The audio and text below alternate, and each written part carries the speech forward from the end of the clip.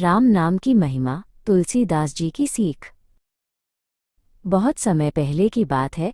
एक शांत आश्रम में गुरु शौनक अपने नन्हे शिष्य नमित को रामायण की कथा सुना रहे थे। नमित ने पूछा, गुरुजी, क्या ईश्वर तक पहुंचने का कोई बहुत सरल रास्ता है? गुरु शौनक मुस्कुराए और बोले, हाँ नमित, तुलसीदास जी ने बालकांड में बताया है कि भगवान राम का नाम स्वयं भगवान से भी बड़ा और शक्तिशाली है। इसे नाम वंदना कहते हैं। नमित को बड़ा आश्चर्य हुआ। गुरुजी ने आगे समझाया, जैसे सूर्य के निकलते ही अंधेरा भाग जाता है, वैसे ही राम नाम लेने से मन के सारे दुख दूर हो जाते हैं।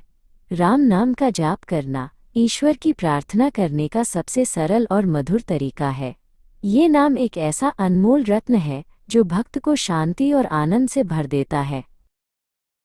गुरु शौनक ने एक बहुत सुंदर बात कही, नमित, अपने मन के मंदिर में उजाला करने के लिए राम नाम को अपनी जीभ की देहरी पर रख लो। जैसे घर की चौखट पर दिया रखने से घर के अंदर और बाहर दोनों तरफ रोशनी होती है, वैसे ही राम नाम जपने से तुम्हारा अंतर्मन और बाहरी जीवन दोनों चमक उठेंगे। नमित ने पूछा, गुरुजी, राम नाम का जाप कौन कौन करता है? शौनक जी बोले, भगवान को याद करने वाले भक्त 4 प्रकार के होते हैं।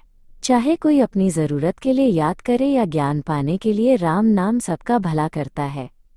इन चारों को भगवान की कृपा प्राप्त होती है।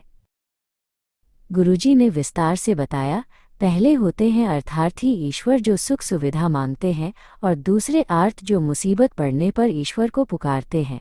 जैसे सूखा पड़ने पर किसान ईश्वर को याद करता है या कोई बीमार व्यक्ति व्याकुल होकर पुकारता है। राम नाम इन सबकी पुकार सुनता है और उन्हें धीरज देता है। तीसरे भक्त होते हैं जिज्ञासु, जो भगवान को जानना चाहते हैं, और चौथे हैं ज्ञानी, जिन्हें ईश्वर का प्रेम मिल चुका है। जैसे कोई बालक अपनी पढ़ाई के लिए ज्ञान मांगता है या कोई साधु चुपचाप ध्यान में मग्न रहता है। राम नाम इन सबको परम शांति की ओर ले जाता है। नमित ने फिर पूछा, क्या राम नाम जपने से बड़े बड़े संकट भी टल जाते हैं? गुरुजी ने उत्तर दिया, हाँ, राम नाम उस सेतु यानी पुल की तरह है जो हमें संसार के दुखों के गहरे समुद्र से पार लगा देता है। जिसने सच्चे मन से राम कह दिया, उसे फिर किसी बात का डर नहीं रहता। गुरु शौनक ने कलयुग के बारे में बताते हुए कहा, नमित, कलयुग में बड़े बड़े यज्ञ या कठिन तपस्या करना मुश्किल है, लेकिन तुलसीदास जी कहते हैं कि इस युग में नाम ही सबसे बड़ा आधार है। बस चलते फिरते काम करते हुए राम नाम का सुमिरन करना ही काफी है।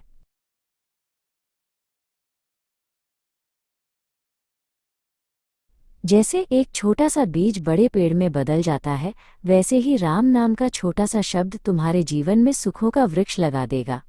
ये नाम कलयुग के सारे दोषों को मिटा देता है और भक्त को बुराइयों से बचाकर सही रास्ते पर ले जाता है।